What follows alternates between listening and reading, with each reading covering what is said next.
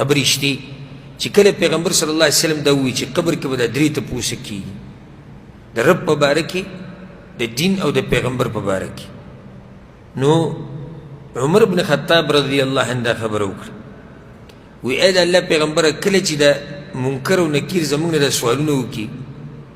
نو په هغه ټیم کې به زمونږ هوش او حواسي عقل به عقل پیغمبر صلی الله علیه وسلم ورته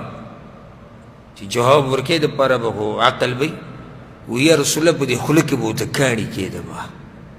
چې زه د دې جواب نه ورکوم نو زه به نور څه جواب ورکوم دا خبره عمر بن خطاب په باره کې ښه صحیح ده ځکه چې هغه څوک و چې ټول ژوند په توحید باندې تیر کړي او په اسلام یې قربان کړي او یو سړی چې الله یې تزکیه او تذکره وکړي او الله ووایي چې دی جنتي دی او پیغمبر ووایي چې دی جنتي دی هغه سړی دا خبره کولی شي